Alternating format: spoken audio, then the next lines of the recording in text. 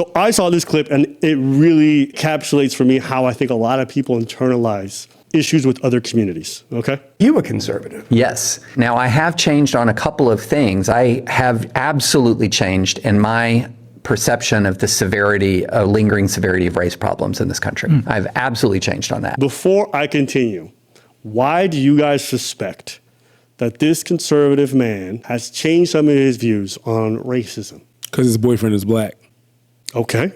That's an interesting thing. Why'd you, damn, you just threw the gay shit out You quick. just, hey, you asked, I answered. Okay. All right, let's see the chat. See your predictions. Editor, make sure you include these predictions. We're gonna see. You know what I'm saying? Someone said Obama. Like his last. That's how he was calling. That's how he was calling his last boyfriend. Someone said Obama out of nowhere. That was crazy. This Barack man. I don't know why that comment in the chat fucking threw me off. A lot of that is due to a very, very distinct and personal experience. We adopted a child from Ethiopia. This might sound super. Bukai! Bukai! Bukai! Okay, I'm not gonna lie, I forgot the Ethiopian part, so I definitely, I think I did this to myself. Yeah, run the clip, boy. All right, so he adopted me. But when we adopted our youngest daughter, I did not have in my mind that she was going to come to my community and have a substantially different experience as a child than my two older kids. But by golly, she had a substantially different experience. There was not a school that she went to where she was not called the N-word. Let me keep playing. There was a point where I picked her up after a high school football game. This was in Nashville at a game at Montgomery Bell Academy, one of the highest end schools in all of Middle Tennessee. This is a very wealthy school. We went to pick her up and she was shaking. And her friend, who was a Latina, was shaking as well. And it was like, what happened? And she said a truck full of guys was screaming the N-word at us and drove straight for us. And they just swerved away at the very last second. Holy cow. All of a sudden, I realized that I'd been in a bubble and that my white, educated, upper middle class bubble in the South had really intentionally screened out racism.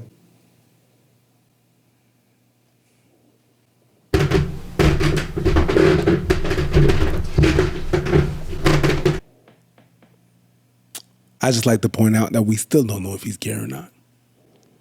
In fact, he has two older kids. I'm guessing probably not. You know? We don't know if they're adopted or not. You want to put money on it? No. All right. Absolutely not. I actually, fuck. I hope that every kid finds a home. At the end of the day, you want a good lived experience. And I'm quite certain that for this child, the circumstances, even with all this crazy racism she's dealing with, are still substantially better than being in foster care in Ethiopia or wherever else they found her, okay? In that sense, I'm happy that she has a home, and he seems like someone who's actually genuinely caring for her. It does bother me a lot. It bothers me a lot that someone can adopt a child of a different race and be that ignorant on racism. Yup. And to live in the South and before adopting to not really take that shit in and bothers me a lot.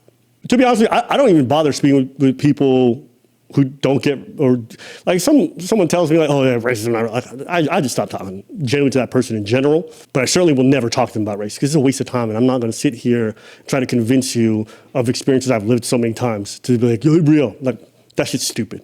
But if you're gonna adopt a black kid in the South, do fucking better. No, they think they know. That's why it's a lost cause. They think they know. So they can't even do better until they understand. That's if they ever understand. It's like this problem is deep. I've seen some people going out with people that they find attractive, but it's a kink, so they're still racist as fuck. They think that they're right. Yo, there's no problem. I can adopt the right kid because I'm right. I'm okay. I'm not part of the problem. I'm not the problem. The thing that happened as well is that if these people, they think that if you're not Adolf grade racist, you're not racist.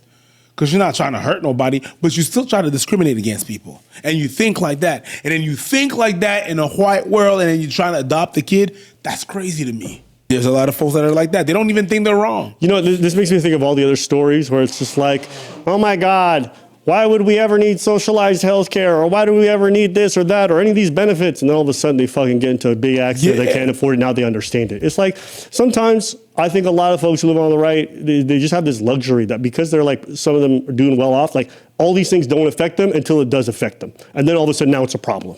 And that to me is like so fucking disgustingly like unempathetic and lame. It's like you're fine with cruelty, then it's at your doorstep. Now it's a problem, right? It's just like the deportations. How many of the fucking weirdos were celebrating it, then they kids and cousins, and then all of a sudden it's unhumane, it's a problem. It is very weird. Like when he says, I didn't get it, he didn't say I didn't get it. He didn't know it existed. No.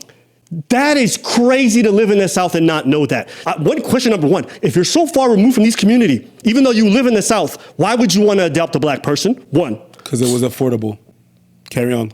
Next Second question, how did you get to that age and not see it? That's a choice. That's a choice, and I'll say the reason why it's a choice. We get to a point where everything is online. You see the shit. You filter it through your lens. Don't blame the society and everything like that. There's a certain self-importance that you have to look at some of the incidents and be like, racism is not real.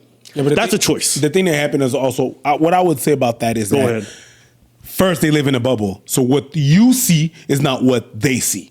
That's on the internet, that's on everywhere, right? Their algorithm is very different than yours. One. Two, what they see, if they have white teachers, and you know the winners of history always write the history, so the way they depict themselves, you go to the South, that's how they win. They had reasons. When you talk about people, oh yeah, when the ancestors came here, they had an understanding with natives people. That's not what happened. The way they tell the story, just in the way they tell the story is very diminishing. So even like as a kid, you listen to the story of how the country was built, even this country of Canada was built. They're like, oh yeah, we came here and then we had understanding. That's how they're going to tell the story. America is very segregated. We have segregation here, but America is very segregated. And even here not being that segregated, people live in their bubbles. I can only imagine how it is down there. No, I disagree. Because I disagree with what you're saying because we all live through the same events. They might view it through a different lens. You're right. The algorithm might filter it, but we're all witnessing a lot of the same events. Okay? There's a certain choice of ignorance that they make. Sure. Yes. But there's also the people around them. There's a certain choice of unempatheticness that they make. You can say, oh, they filter it through a different algorithm. When you see what ICE is doing and then you feel some type of way and then it affects your family, that's not I didn't see it. That's a choice. You chose not to care about someone else's suffering. Suffering is universal. You choose to do it and view it through that lens. It's not something you care now because it's your turn. That doesn't mean you didn't understand. That doesn't mean you couldn't see it. We all witnessed the same events. So in the last, you would say that before internet. Before internet, I'll grant you. With the internet, no. Everybody is seeing the same major events. You're watching the same video I did. You're just commenting on it from a different perspective. But it's going to depend as well as when you're going to get your news or your events. If you watch certain things that you're going to follow on, you like internet. Yeah, okay, cool. But if you watch the news and even the news outlet that you're going to get from the internet, they are going to be either left or right. And they're going to depict the same event the different way. That thug got shot, they mean something else, depending on what news outlet. Yes, there is empathy that's there that they choose, but also the way it's fed to them. I'm not saying you're wrong. I'm saying it's more than just like, oh, I don't want to see it. It's also the way that it's indoctrinated. I agree. You know what I mean? I agree. So, and I think that both actually exist at the same time. I agree. That's why I said I agree with what you're saying. Mm-hmm. You know what I mean? I agree with you. We both streaming, both agreeing with what we're saying. Well, yeah, but hold up. To be clear, you know this too. Yeah. None of this is directed at you. 100%. Oh, my God. Is that? Because at the end of the day, it's us against them. Yeah. We can't let the whites win. Nah. You're very stupid as fuck. It's not the whites, it's the white with a capital W. Capital W. If you're from the South in a certain way and your parents were thinking a certain way, you're going to watch certain things, think a certain way, go get your news a certain way, and you're going to think a certain way as well. So that's pretty much what I think. I'll ask you a second question. You saw that man. How old was he? Old. Well, not that old. Old enough to know that real. To see that shit. That is a choice. I'm sorry, you grew up around seeing segregation, the different water fountains and all that stuff. Yeah, but motherfuckers, how old they are, how old he is, he thinks it's over. He thought it was over. It's done. It's over. It's packed. We're good. We moved on.